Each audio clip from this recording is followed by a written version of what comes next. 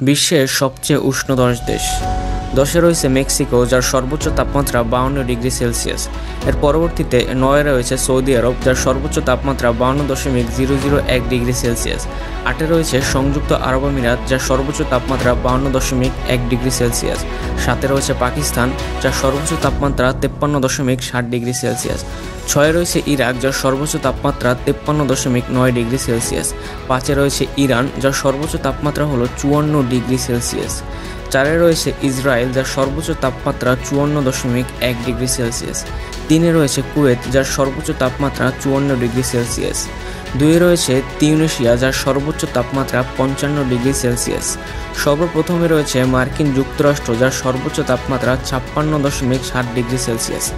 বাংলাদেশের অবস্থান সঠিকভাবে জানা যায়নি, তবে বাংলাদেশের সর্বোচ্চ তাপমাত্রা 43.8 ডিগ্রি সেলসিয়াস, যেটা বাংলাদেশের ইতিহাসে সর্বোচ্চ।